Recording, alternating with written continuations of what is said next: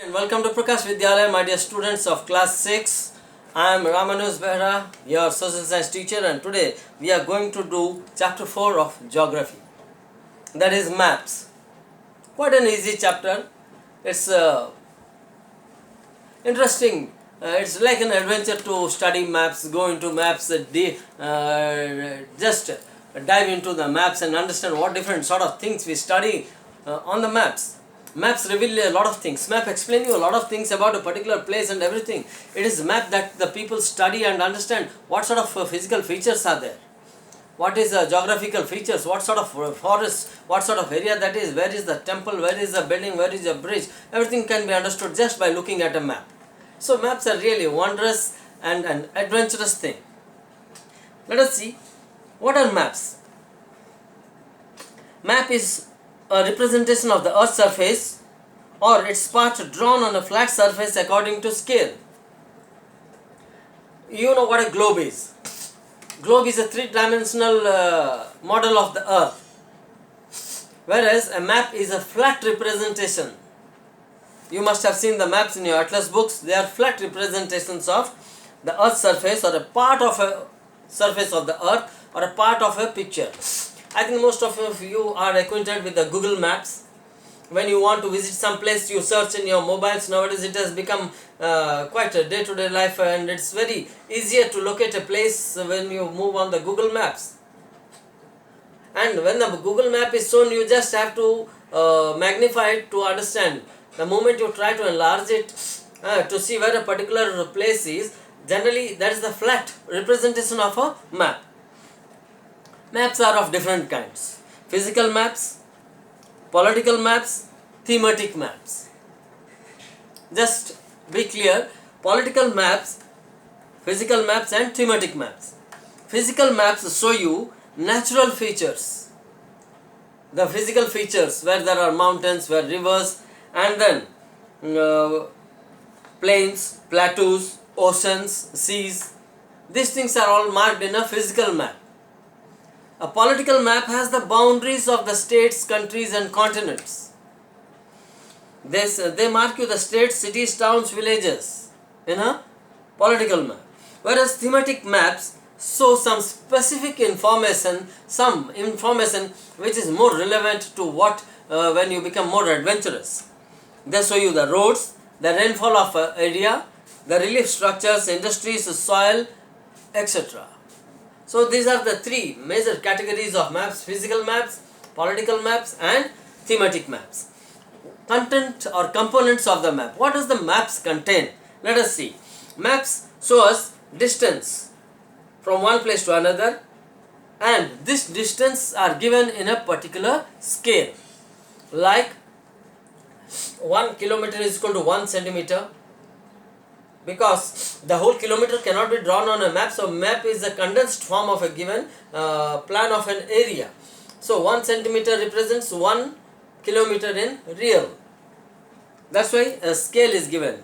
Then there are small scale maps and large scale maps. Then comes the direction. Cardinal directions and intermediate. Cardinal directions are your north, south, east and west. You can see in the right hand corner or the topmost part, there will be an arrow mark, and arrow mark showing N. N means north. The arrow pointing is always towards the north of the geographical north. Keep in mind. These are called the cardinal directions. East, west, north, south are cardinal directions. Intermediate directions. Intermediate relations means those directions which are in between east and north. Those directions which are in south and west, like northeast, southeast, northwest, southwest. Then there are symbols used in maps. Shades, pictures, signs, colors, lines. Different shades are given to represent different areas. Different pictures are symbolized showing the temples, industries and factories. Different signs are used where there is dense forest, different signs and places. Different colors are used to symbolize different structures. like blue for water, green for greenery, brown for sandy areas, etc. Then there are lines, the dotted and jotted lines which show you the boundaries. Different drawings, map, sketch and a plan. A map is different, a sketch is different and a plan is different. Let us see how. Now I will show you the map of a particular place, then how conventional symbols are used. Okay, a map like you are seeing in your book in page 25, you can see the map there going to a village. There is the community center, trees, playground, school, well, then post office, shops, Vikash house, Sheila's house, Karim's house, then there is a orchard. So these are different things that are mentioned in the map given here. And regarding the directions, north, south, east and west, then I told you the intermediate directions, that is northeast, southeast, southwest, northwest. Then comes the sketch. Sketch is a drawing based on a memory and observation. Map is different, a sketch is different and a plan is different. When you build house, buildings are done, they plan out how the house should be constructed. That is a plan. A sketch is a rough drawing done from memory.